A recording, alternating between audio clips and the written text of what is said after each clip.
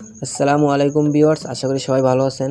তো বন্ধুরা, আজকের এই ভিডিওটি হতে চলেছে অনেক ইন্টারেস্টিং একটি ভিডিও, কেননা আজকের এই ভিডিওতে আমি আপনাদের দেখাবো আমাদের সবার পরিচিত রিডমিক কিবোর্ড দিয়ে আরবি লিখতে পারবেন একদম সহজেই। তো বন্ধুরা, কি করা লাগবে, কি সেটিং করা লাগবে আর কি অ্যাপস ইনস্টল করা লাগবে। বন্ধুরা, কোনো অ্যাপস ইনস্টল করা লাগবে না।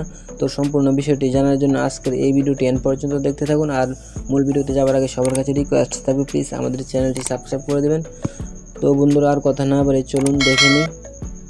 তো সবার প্রথমে আপনাদের মোবাইল ফোন থেকে গুগল প্লে স্টোরে চলে আসবেন। তো বন্ধুরা, গুগল প্লে স্টোরে আসার পর সার্চ বক্সের মধ্যে টাইপ করবেন রেডমিক কিবোর্ড লিখে। তারপর বন্ধুরা, এখান থেকে রেডমিক কিবোর্ডটা আপনারা রেডমিক কিবোর্ডের অ্যাপসটা ইনস্টল করে নেবেন। বন্ধুরা, রেডমিক কিবোর্ড অ্যাপসটা ইনস্টল করা আছে বিধায় আমি এখান থেকে ওপেনে ক্লিক করে দিলাম। আপনারা এখান থেকে ইনস্টল করে ওপেনে ক্লিক করে দেবেন। দেন বন্ধুরা, এরকম চারটা অপশন দেখতে পারবেন, ইংলিশ, অভ্র, প্রবাদ, জাতীয়। তো বন্ধুরা, এখানে আপনাদের আরবিটা সেট করতে হবে। তো এর জন্য যে সেটিং আইকন দেখতে পাচ্ছেন, তো এটার উপর ক্লিক করে দেবেন। তারপর বন্ধুরা, একটু নিচে দেখতে পারবেন যে 5 নম্বরে মোর ল্যাঙ্গুয়েজ নামে একটি অপশন। তো বন্ধুরা, এটার উপর ক্লিক করে দেবেন।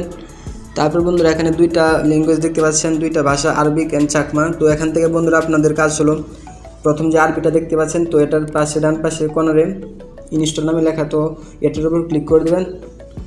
তারপর বন্ধুরা, একটু লোডিং নিয়ে একটু ওয়েট করবেন। দেন বন্ধুরা, এখান থেকে ব্যাকে চলে আসবেন। তো বন্ধুরা, ইতিমধ্যে দেখতে পাচ্ছেন যে এখানে আগে 4টি ছিল, এখন কিন্তু 5টি হয়ে গেছে। তো তার পাশাপাশি আরবিটা যোগ হয়েছে। তো বন্ধুরা, এখন আপনাদের কাজ হলো, তো এখান থেকে বাংলার অভ্র, প্রবাদ, তো বাংলার জন্য 2টা সিলেক্ট করা আছে। তো এখান থেকে আমি অভ্রটা উঠিয়ে নিচ্ছি। দেন বন্ধুরা, এখান থেকে আরবিকটা সিলেক্ট করে দিচ্ছি। তো বন্ধুরা, এখানে মোট আপনারা 3টি রাখতে পারবেন। তো এবার চলুন আপনাদের টাইপ করে দেখাই যে আমার আরবিটা ইনস্টল হয়েছে কিনা। তো এর জন্য আমি নোটপ্যাডে চলে আসলাম। নোটপ্যাডে আসার পর বন্ধুরা, একটু সোয়াইপ করবেন ডানে। তারপর বন্ধুরা, ইতিমধ্যে দেখতে পাচ্ছেন যে আমার আরবিটা কিন্তু অলরেডি চলে আসছে। তো এখানে আমি আরবি টাইপ করব।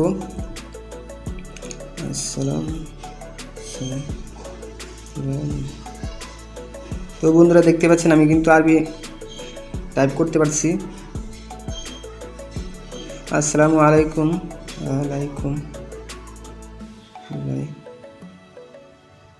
তো বন্ধুরা, আমি প্রথম টাইপ করতেছি, তো আমার একটু সমস্যা হইতেছে। তো আপনারা আরবি সহজে পারলে কিন্তু আপনারা এখান থেকে সহজে টাইপ করতে পারবেন।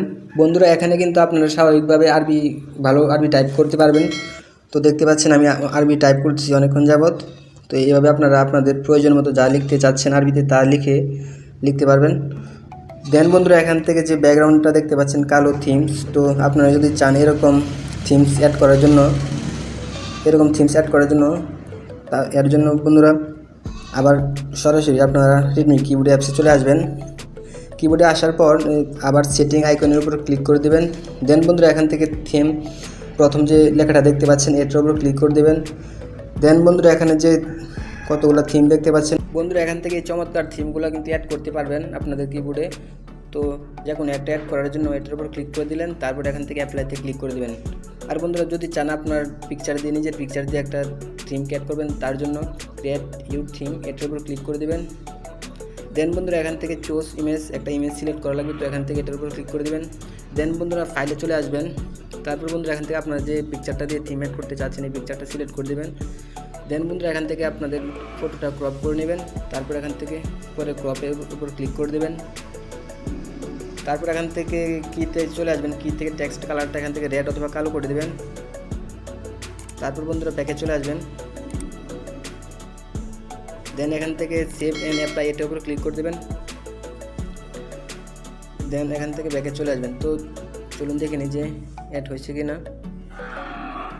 তো বন্ধুরা, দেখতে পাচ্ছেন যে কত অ্যাট্রাকটিভ পিছনে ব্যাকগ্রাউন্ড পিকচার দিয়ে থিমটাকে অ্যাড করে ফেলছি। বন্ধুরা, আশা করি সম্পূর্ণ বিষয়টি বুঝতে পেরেছেন যে কীভাবে আরবি ইনস্টল করে আরবি টাইপ করবেন এবং আপনার পছন্দের পিকচার দ্বারা কিবোর্ডের ব্যাকগ্রাউন্ড থিম অ্যাড করবেন।